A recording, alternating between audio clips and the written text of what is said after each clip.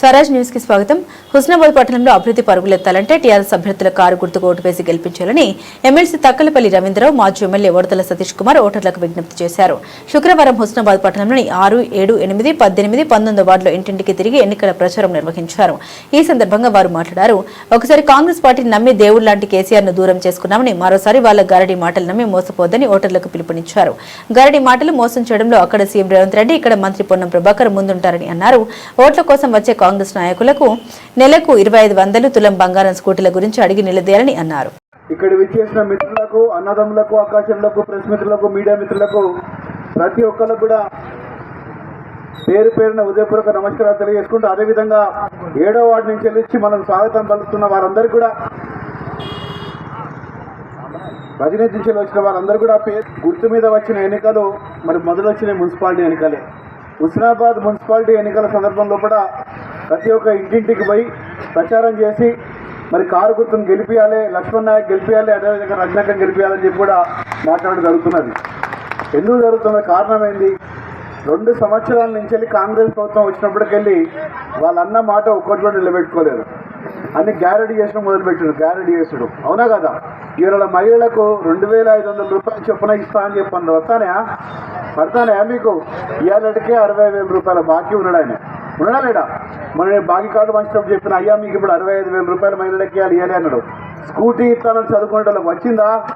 రాలే. చదువుకున్న వాళ్ళకి 5 లక్షల రూపాయలు ఇస్తా అని చెప్పని చేయలేదు. వచ్చి ముచ్చట్లు ఎప్పుడు రాయిగా చేసి 100 రోజులు కూడా చేస్తా అన్నాడు. 100 రోజులు ఎప్పుడు మీకు 2 సంవత్సరాలు అవుతాను. ఏమైంది? ఏమైనా గౌరవేలు అయిందా? గౌరవేలు ఉన్న వాళ్ళందరూ కూడా నువ్వు అన్ను ఇన్ని అనిపిస్తా అని చెప్పండి. ఇచ్చిండా? ఏం లేదు. మళ్ళీ బుల్లెట్ వేసుకొని పోతా అంటాడు గౌరవేలు మీద. నేను చెప్తానని. ఎందుకు స్టంట్ మాస్టర్ తప్ప ఏం లేదు. ఎందుకంటే మనకు చెప్పేది, చూడరా బాబు, చూడరా బాబు, కాశీపట్నం చూడరా బాబు అని తిరగకపోయేది అందరూ. చూసిండ్రా అందరూ? మరి అట్లా ఉందా లేదా ఇప్పుడు గారెడ్డి కాంగ్రెస్ పార్టీది? అవునా కదా? కాబట్టి వాళ్ళు నమ్మద్దు. మనం ఇంకా నమ్ముతారా? మీరు ఇక నమ్ముతారా?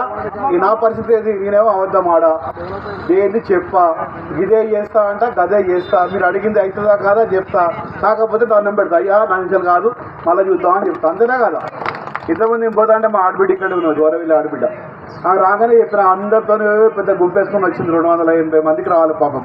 5 లక్షల రూపాయలు మగవాళ్ళకి ఇచ్చిండ్రు, ఆడవాళ్ళకి ఇవ్వలేదు. ఇవ్వకపోతే చెప్పిన, అయ్యా గౌరవేలు ఓపెన్ అయ్యేటప్పుడు ముఖ్యమంత్రి గారితో మాట్లాడతా, బతిలు ఆడతా, మీకు ఇప్పిస్తా అని చెప్పినాం. మరి ఈయన వచ్చి డైరెక్ట్ ఇప్పితపో అన్నాడు. ఇచ్చిండా? ఇయ్యలే. అన్ని ముచ్చట్లు మాట్లాడుతాను. దయచేసి మళ్ళీ నమ్మద్దు, నమ్మి మోసం కావద్దు అని చెప్పి అందరూ కోరుతున్నాం. ఇవాళే దెబ్బకు అన్నీ వస్తాయి, భయానికి వస్తాయి. వచ్చారావా వాడు ఖచ్చితంగా కారు గుర్తు గెలిపియాలి, లక్ష్మణ్ గెలిపియాలి, రైతాంగం గెలిపియాలి. ఇక మీకు ఎన్ని చెప్పినా కూడా మాకంటే ఎక్కువ మీరే స్పందిస్తారు. దారెమ్మట వస్తా అంటే మాట్లాడుతుంటే 2 ఏళ్లలో ఏ మాటలు చెప్పిండని. ఈ రాష్ట్రంలో గారడి వాళ్ళని మించిన 2 వ్యక్తులు ఉన్నారు. గారడి వాళ్ళు ఉంటారు కదా, అయ్యా అమ్మ ఒక అమ్మ ఒక అయ్యా సాయత్తు మైమ అని అంటారు కదా. వాటి మాటలు వింటే అక్కడ మన జేబులే ఉన్నన్ని వారికి సమర్పించుకొని ఖాళీ జేబులతో పోతాం. గాడి వాడు అట్లా మాట్లాడతాడు. ఈ రాష్ట్రంలో ఇట్లాంటి గాడి విద్యలు మాట్లాడే వాళ్ళు 2 ఉన్నారు. ఎవరో 2? ఒకటి రేవంత్ రెడ్డి, ఒకడిగో ఇక్కడ ఎమ్మెల్యే మంత్రి అయినోడు. ఇక మామూలు ఉండో డ్రామాలు ఆయన దగ్గర పోతే ఆ కావులించుకుండు, ఆ ముచ్చట్లు, ఆ కథలు ఆయన చూస్తే తమ్మి మొత్తం మనమే సమర్పించుకొని పోవాలి.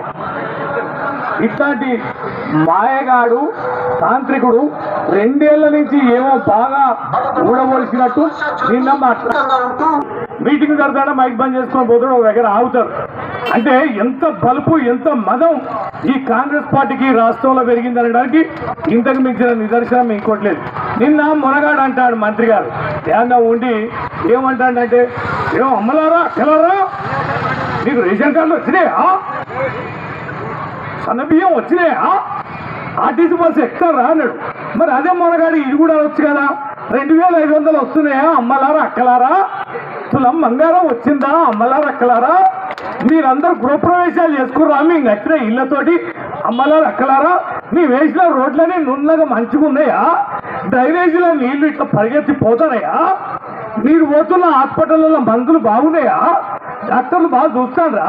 నీ పిల్లలు చదువుకున్న హాస్టళ్ళు బ్రహ్మాండంగా ఉన్నాయా? ఏంటి అడగాలి కదా. యూరియా బస్తాలు బాగా వస్తున్నాయి కదా, ఏమన్నా ఇబ్బంది ఉన్నదా అక్క? మీకు బోనస్ మీ అకౌంట్లో పడతాయా? మీ సిలిండర్ బోనస్ వచ్చేసిందా? ఇవన్నీ అడగవచ్చు కదా. మనగాడు 100 రోజులలో ఎత్తనన్నాయే కదా, మరి 2 ఏళ్ళు అయింది కదా.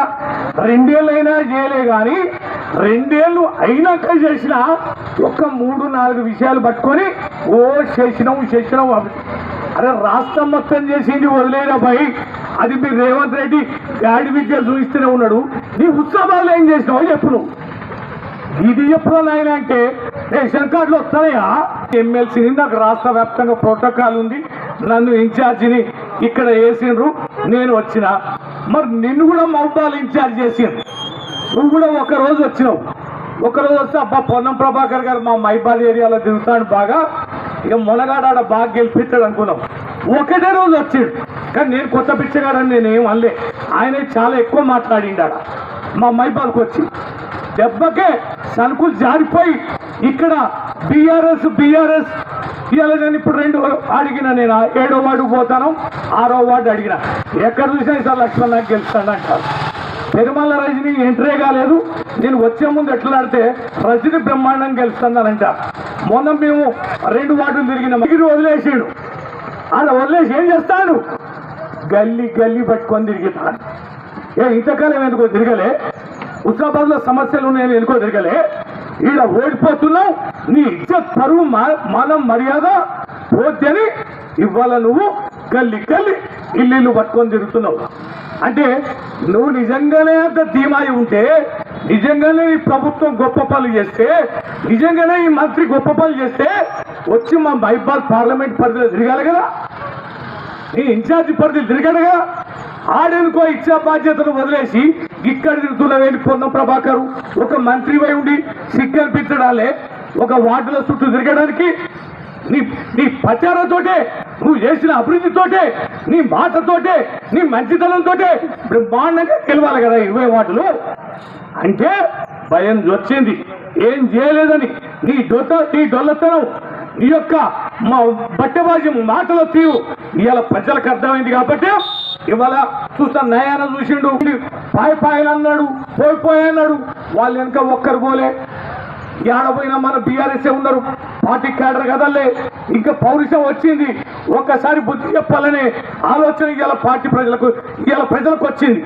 ఎందుకోసం అంటే మంచి నాయకుడిని మనం దూరం చేసుకున్నాం. కేసీఆర్ గారిని ఎన్ని అభివృద్ధి సంక్షేమ కార్యక్రమాలు చేశారు, అలాంటి నేతను దూరం చేసుకున్నాం. ఈ కాంగ్రెస్ బట్టబాజీ మాటలు విన్నాం, ఈ కారెడ్డి మాటలు విన్నాం, ఇక వినకూడదని తీర్మానించుకున్నాం.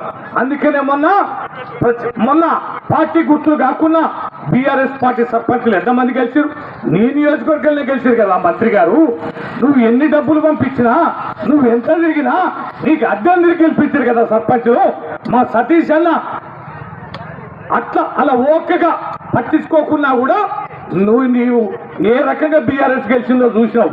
అందుకనే ఇక్కడ కూడా నువ్వు ఖతమవుతున్నావు.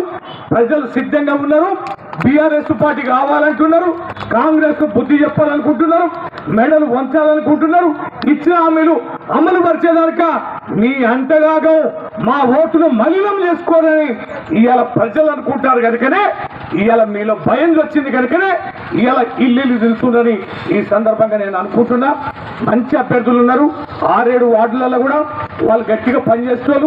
నాయకత్వం జై తెలంగాణ.